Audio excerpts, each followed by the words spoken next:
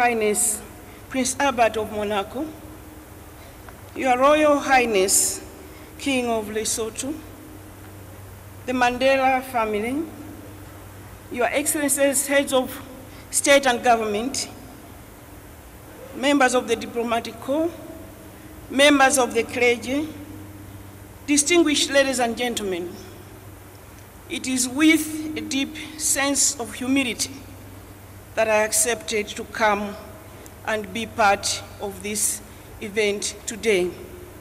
I stand before you to join you, the people of South Africa and the world, to mourn the loss of a great leader, former President Nelson Mandela.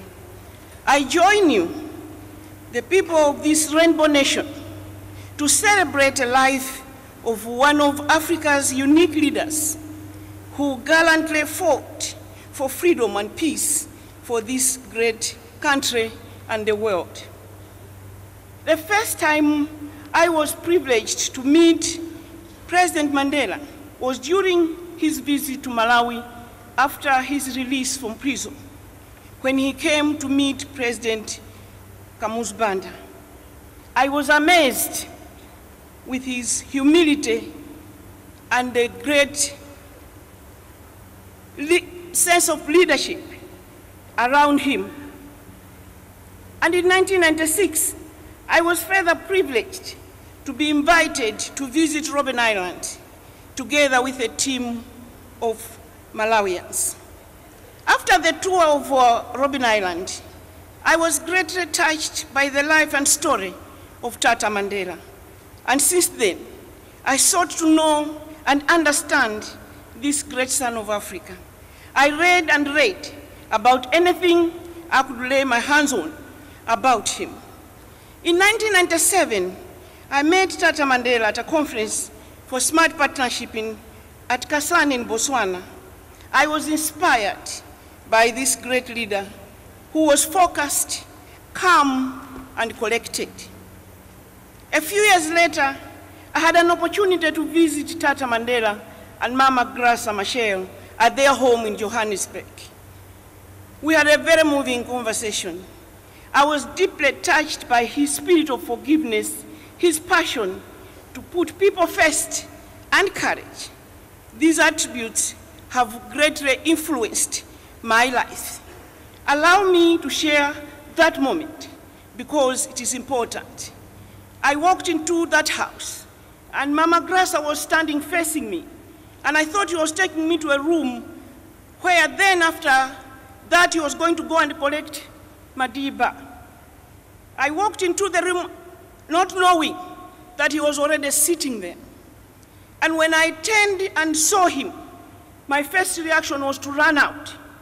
And as I was running out, the picture that I have that has been showing in Malawi this past week is Mama Graça pulling me back towards him.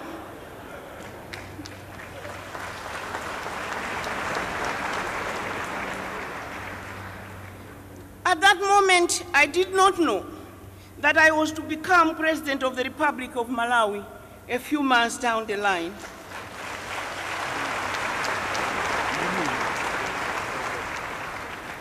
At the moment I became President of Malawi, I had been isolated, humiliated, called names, an assassination attempt on my life. I found myself in a situation where I had to work with those same people that had prevented me from becoming president of my country. I had to forgive, but I had to forgive without any effort because my Madiba had prepared me.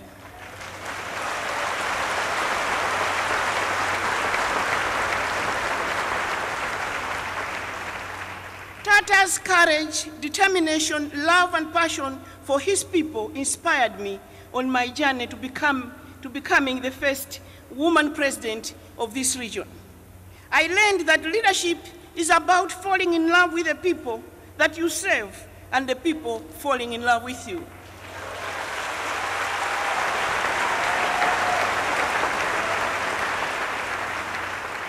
It is about serving the people with selflessness, with sacrifice, and with the need to put the common good ahead of personal interest.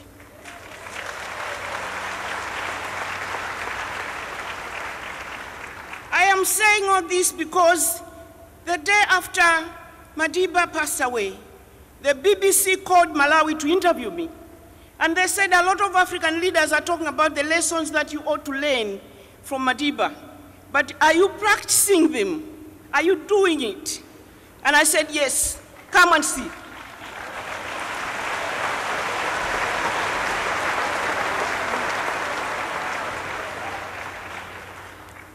Distinguished ladies and gentlemen, today I stand before you on behalf of our region, our family, our SADC, to extend a collective hand of comfort to the Mandela family, the government of the Republic of South Africa, the African National Congress, and to all South Africans on this irreplaceable loss of one of its true sons, Tata Madiba.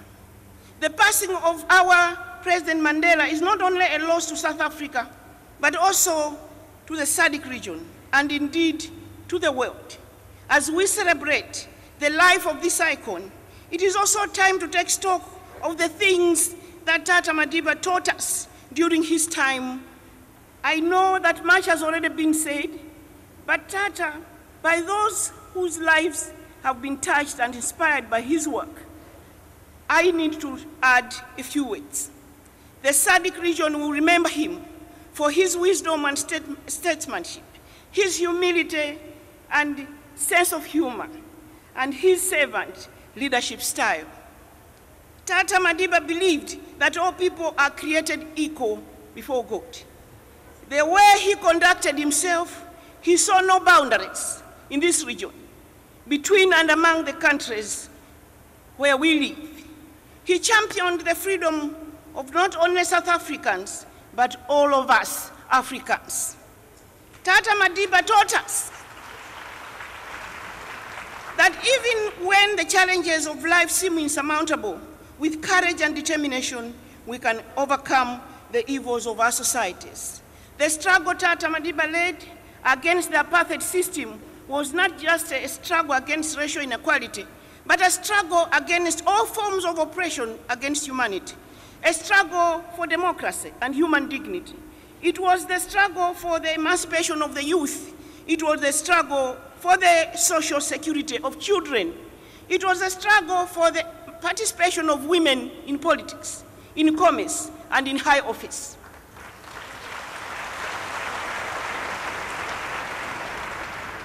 It was a struggle to overcome poverty. And yes, it was a struggle for Africa's freedom.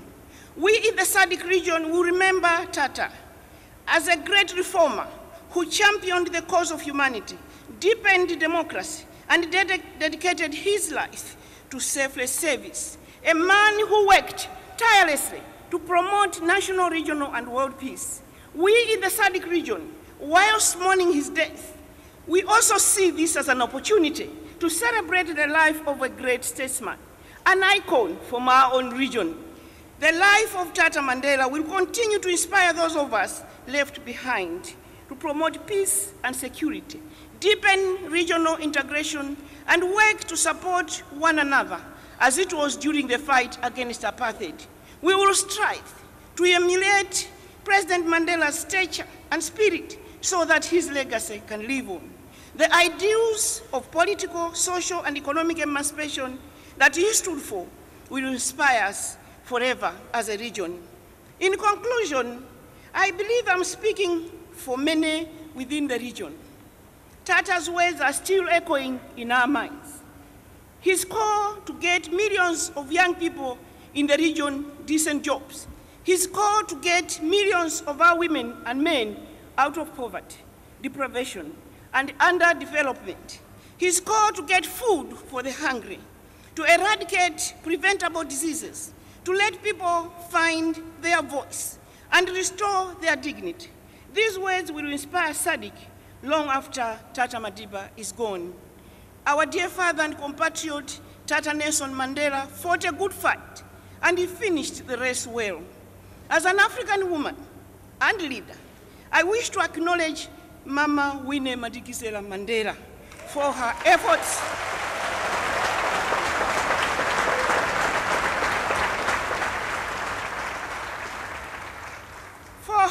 efforts and steadfastness for standing with Tata Mandela before and during Tata's imprisonment, and for being in the forefront of ANC's struggle for liberation.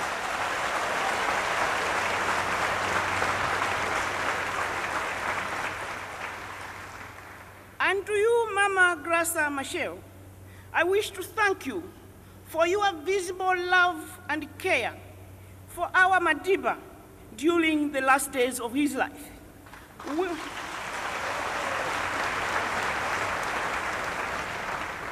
Women across Africa have told me these past 10 days that they are very, very proud of you and will forever be grateful for what you have taught us as African women.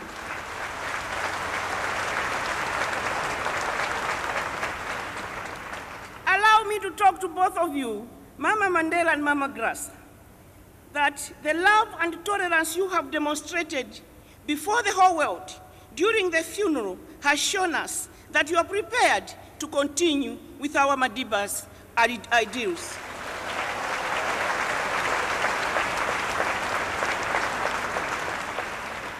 I wish to thank President Zuma for leading the nation to mourn our president like the hero that he is. As SADC, we feel very proud. You have done your level best. This was not a wedding, this is a funeral. And you made every effort to make sure that we bury our father with dignity.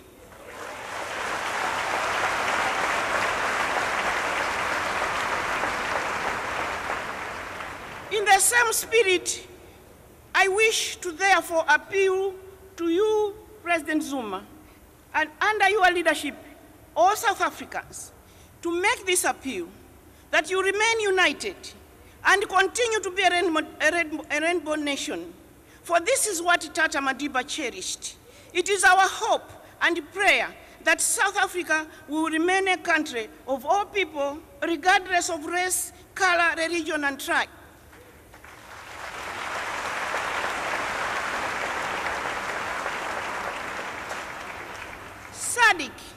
SADC will stand with you and by you and look forward to a continued engagement in our joint efforts to deepen our democracy and regional integration. It is up to us as leaders, as citizens, as a continent to continue from where Tata Madiba has left so that his legacy lives on, so that he can be remembered for what he stood for, and that we should not allow what he fought for and worked for to die and to go with him. May his soul rest in everlasting peace.